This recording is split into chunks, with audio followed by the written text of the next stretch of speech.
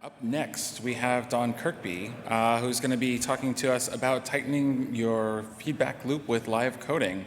Don works up at the BC Center for Excellence in HIV/AIDS, and he also uses Python in his free time to design puzzles and board games. Welcome on up. Welcome. So, I'm going to talk today about live coding in Python and tightening the feedback loop. My name is Don Kirkby. If you've run into me online, I look like that on Stack Overflow and GitHub, that kind of stuff. That's my favorite puzzle. That's my website. But enough about me. Let's get to the talk. So why am I talking about tightening feedback loops? A little before I started coding, you would take you'd write out your code on a piece of paper, and then you type it into a stack of punch cards or a paper tape. You take that down to the basement probably and hand it to an operator, and then maybe a few hours later you'd get a printout of your results. And if you had something stupid like a syntax error in there, well, you've just wasted several hours. So it was worth your time to go through that code, think through how it was going to run, and make sure that you didn't have any silly mistakes in there. And so what I would suggest is that a big part of the progress in development tools over the last few decades has been shortening that gap between when you make a change in the code and when you see the change in the behavior.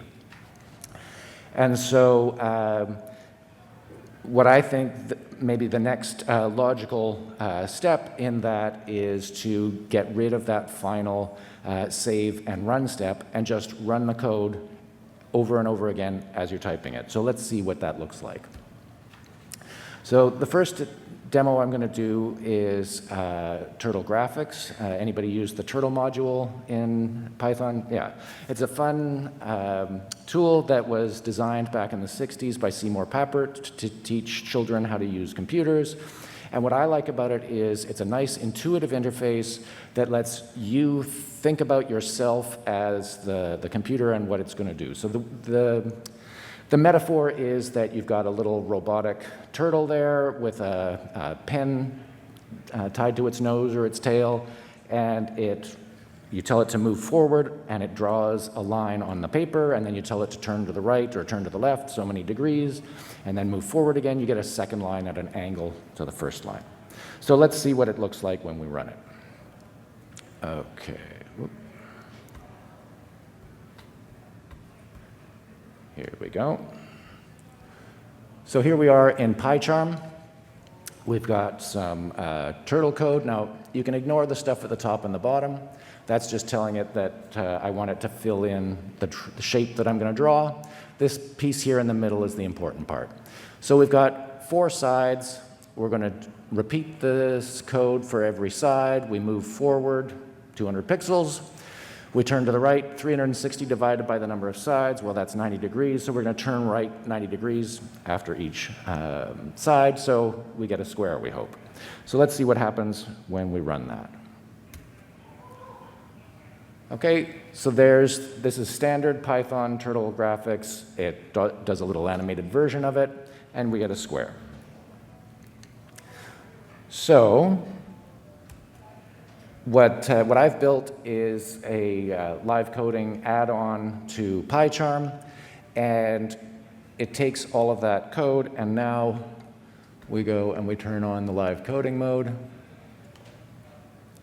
And so it does the exact same picture here. Now, if we were going to change the code to make it so it draws a triangle, well, we could think through what's going to happen. We were going to make that 3, and we go forward along each side, and then 360 divided by 3, is that the right? Let's just code it and see. Right, so there we go. It just runs it again, and we can now mess around, change it to 5. We can make it a little bigger. Let's see how big it can be and still fit in the, no, that's too big. How about 300? All right. Now, let's make it a star. Anybody know how to turn a pentagon into a star? What we do is we go around the circle twice. So we say, instead of doing 360 divided by the number of sides, we say times 2. And so now we get a star.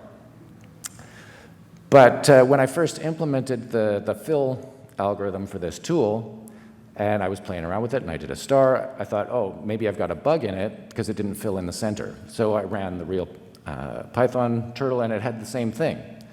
So I did a little thinking, and okay, what's happening is the fill algorithm starts on the outside, we don't fill that part, we cross one of the lines, and we get to a filled part, and then we cross another line, and it stops filling. So anywhere that's got an odd number of lines to cross, that gets filled in, an even number, it doesn't. So I thought, oh, can I draw a shape that has more lines crossing? Well, so I thought, well, let's draw some kind of sort of spiral where we get bigger and bigger as we go around. So instead of going around the star once, we go around 101 times, and then instead of always going the same size, we're going to start at 50, and then every time we go a little bit longer. Right? So now we get sort of a stripy star. That's kind of cool. And you can see that every time it crosses a line, it either starts or it stops filling in. All right, well, that's kind of fun. What if we mess around with the angle? If we made the angle, we just open up the corners a little bit, what happens? Ooh, trippy, right? So I didn't set out looking to how can I make Turtle Graphics draw this cool spiral pattern. I explored what the tools were capable of, and I think that combination of the intuitive interface of the Turtle Graphics with that instant feedback of the live coding makes for keeps you in sort of a playful attitude and helps you explore the capabilities of the tools you're working with. All right, so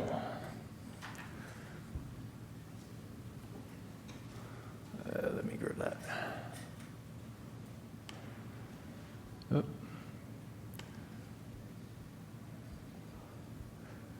All right, so if you want to play with any of the sample codes, I've put them up on a gist on GitHub. There's a direct link to it in the slides that you can download later. All right, so are Turtle Graphics just a toy? Where do we go here? There we go. Are Turtle Graphics just a toy? Well, mostly, yes, but I have used them for some real projects. So I wrote this library called Savage Turtle that takes the standard turtle code that you run with the Python turtle module and converts all of the shapes and so on to an SVG file. So you can then use that in ReportLab or Cairo SVG, whatever you want to do to put that in some other environment. And so I used it to draw all the diagrams for a book I recently wrote of domino games and puzzles, and that was a fun little project, and I just find it a fun experimental way to draw pictures for Python. Okay, but let's do something a little more useful. Matplotlib is an important part of the work that I do with Python, visualizing data for users. And so I wanted to set up Matplotlib with that instant feedback of live coding. So let's see what that looks like. Okay. So here we have, this is a tutorial that I wrote, and the idea is that you've got your Matplotlib code over here, and if you make changes to it, so we change the blue to red, it runs and you see now this line has changed to red. But so that's letting you play around with the features of Matplotlib, but the tutorial, the structure is that you get sort of a challenge, some Python code to start with, and then it gives you a goal. So you're trying to make your chart look like this one. So this tutorial is talking about the Matplotlib's fill between function. And so we're going to take a copy of that plot and change the second one to fill between. And so what fill between does is it fills in the area in your graph between two curves. So by default, it fills in the area between y and 0. Well, we don't want that. We want between y and 1. Okay, so now we're looking closer. The fill here is sort of a paler blue than this one. And so if you read through the rest of the tutorial, it talks about alpha, and that's how solid is the color. So right now we've got it completely solid blue. So if we change it to a quarter blue and a 3/4 transparent, now you can see that down here it's highlighting the differences between the goal and your plot. And so now we're close. It's just the boundaries that don't match. And so if you look through the tutorial, basically it takes each feature, gives you a little sort of sub-goal, explains how it works, and then says, can you make this match? And so here we have the one where it's showing you fill in the boundary versus the center, and if we go up and look at it, you can see that you can fill in the face color, the edge color, or color does both.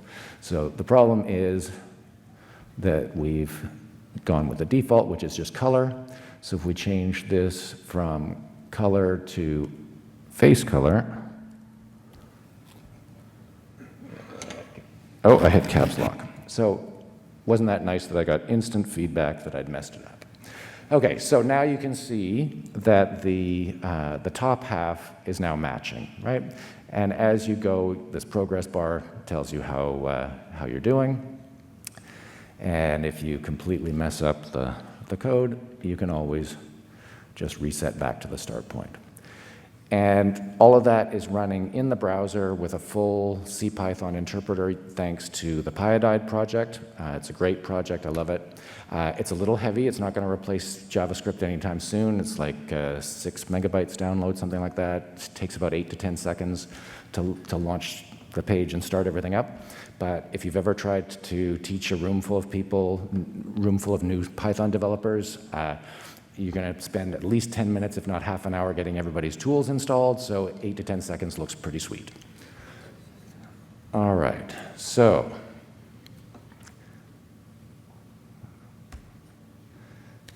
the next thing I want to talk about is visual testing. So what I like to do on any code that's got sort of a GUI environment or some kind of visualizing data for users is set up a visual unit test. So in this example, it's a general game playing software that I'm writing, and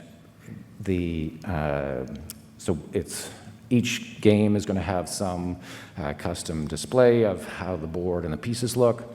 And so what I try and do is, so in this case, it's highlighting the difference, right? This marble is supposed to be black, but the code is displaying it as white, and so it's highlighted the difference for you. And I find that a really useful tool for when you're trying to figure out how you want to lay something out. You can just kind of hack around at it, get instant feedback of how it's going to look, but then you end up with a reasonable test suite. There are some pitfalls. This graphical comparison tends to be brittle, so you get flaky tests and so on. So the technique that I'm trying to develop is to go back to that sort of intuitive interface like you get from Turtle Graphics, building blocks. So you sort of build up blocks from simpler pieces, and then the unit tests are basically calling into those building blocks, and you're testing the logic of your display code. So you get Matplotlib and Pillow, they come with the library, but there are extension points. So in this example, it's a puzzle program that I'm working on, and it's using the PySide platform. So in order to use its QPainter and QPixMap and so on, I just had to extend a couple of functions within the library to tell it how to convert from that graphics to either the pixel colors or PNG format, and then all of the image difference tools you get for free at that point. All right, so that's all of the visual tools that make nice demos, but day to day, how do you use this for writing, algorithms and display logic, that kind of stuff? So I'm going to take a little aside and talk about visualization in general. So I don't know if anybody's run across this cute project of folk dancing, visualizing sorting algorithms. So they've got a bunch of folk dancers, and they'll do a dance of the bubble sort and a dance of the quick sort, and basically each time they do a comparison and swap, a pair of dancers come out, they do whatever the Hungarian folk dancing equivalent of the do-si-do is, and then they swap positions. It's a lot of fun, but if you want to actually use that to teach someone the finer points of a sort algorithm, it's awkward because you've got to sort of fast forward or rewind to the point in the algorithm that you want to talk about. And I think this next slide is a better way of doing that. And so this is, these are some visualizations that I got from a website called sortviz.org. And sadly, it's no longer with us, but I put it up on my GitHub. The x-axis is time, and the y-axis is the position within the array. So you've got the start of the array up here, the end of the array down here, and whenever you do, and the color represents the values. So the small numbers are the brighter colors, and the larger numbers are the darker colors. So you can see we're doing a comparison between these first two numbers and swapping them, and then that swaps with all the other numbers and finally ends up down at the bottom. You may have noticed that that's a bubble sort, right? So each of the values gets shifted to its correct position. And then in this next algorithm, we're swapping all of the smaller numbers to the top and the larger numbers to the bottom. So we basically split it into the big and small numbers. And then we sort here the first half of the list, and then we sort the last half of the list. So that's a quick sort. And you'll notice that as I was pointing out features of that sort, I could just move the pointer back and forth, right? It's much more convenient than trying to find a point in a video. So what I like to do for the, so when you run an algorithm of code that's not something visual, what we do is we try and do a static visualization of the code inspired by that. So here I have this is another environment where the live coding runs. It's in Emacs. And I've got I can see it, but you can't. Hang on.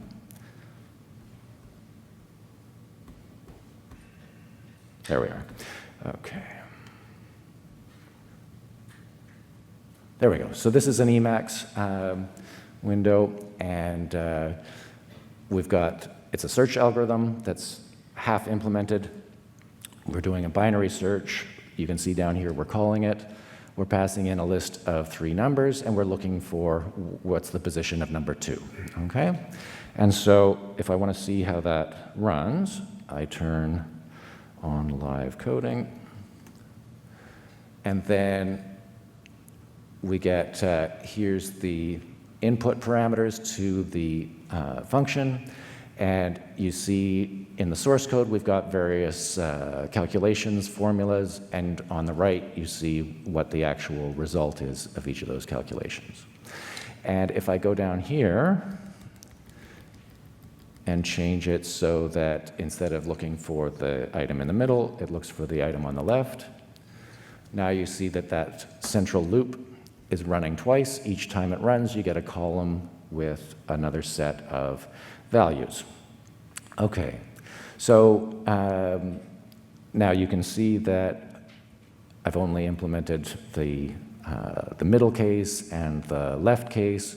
So I could now go down here and change it so that it calls looking for number 4, but instead what I'm going to do is comment that out, and I'm going to use test-driven development so that instead of just tweaking the parameters that I'm calling, I add a new test case for every feature that I want to test and build up the test case suite as I write the code.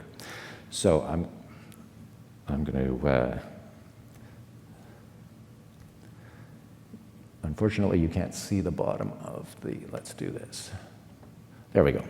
So I type in the driver command that I want to run the script. By default, it just runs the script itself. So here I can type in whatever arguments I would pass to the regular Python, but it's going to go to my live coding library. So I'm going to say -m pytest. You're probably familiar with that. That's going to launch the PyTest library, and I'm going to tell it to just run the test suite that I want to drive this. So I'm going to say test search.py, and I want to run one test from that. And so now,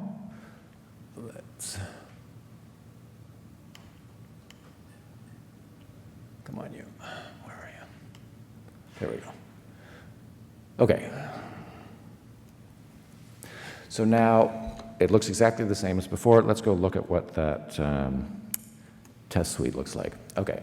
So now what I've done so far is I've written one test case for finding the middle value, one for finding the left value. I want to add another one. Okay. And we'll change this one so that it's called test left, and we'll leave this one as the default test. But now we want to search for the value 4, and we expect that that should be index 0, 1, 2. Okay, so we want that to be index 2. Save that and go back to my code. And so now you can see that it's now being called with value 4, and looks like an infinite loop. And it's nice and obvious that it's an infinite loop because the state doesn't change from one iteration to the next. Why is it an infinite loop? Well, I didn't actually implement that yet. So let's come down here, and you can see that I've handled the case where I found the value I'm looking for, the case where the value is less than where I'm looking for a value that's less than the one in the middle, so I search the left. And so the only other option is that it has to be in the right half of the list. And so I can just use a bare else, and I'm going to change the low end of the range to be the middle number I looked at plus 1. Okay, it looks like a bug. So I can see what line it is. It's here. It's an index error. So the index is mid. What value is that? Mid is 3. Okay, well, that makes sense that it's an error because I've got 0, 1, 2. There is no index 3. So why is it 3? Well, mid is supposed to be the average of low and high. What's low and high? Low is 2, high is 2, so the average should be 2. What's going on? I've got an order of operations error, right? I'm doing the low plus high, but before then I'm dividing high by 2. Okay. Rookie mistake. We put a set of parentheses in there. And there we go. So that same sort of bouncing back and forth between in time, you can do it in here as well. All right. So other features I'm working on, or other features that are currently available, we've got, you can run it in the command line as a sort of a debugging tool. There's support for SublimeText and a UI GUI platform called Piglet. I'm hoping to add more tutorials. We're doing a sprint on Monday, so if those writing tutorials sounds like interesting work, they're all just in Markdown files on GitHub pages, so it should be easy entry. Someday I'd like to have VS Code support since it's a popular platform. Vim would be great. We've got Emacs. Value sliders, rather than editing the code, just editing the numbers in the code, being able to sort of visually adjust values, I think would be nice. And the visual testing that I talked about, I'd like to kind of work out some guidelines and write up how to do that in a reliable way. So I work for the BC Center for Excellence in HIV/AIDS. We are hiring, so if working on ending the AIDS epidemic sounds like interesting work, come and chat. I'm a board game and puzzle designer. If any of those things sound interesting to you, I'm always looking for collaborators, so come and have a chat. That's where you can find me online. Thank you very much.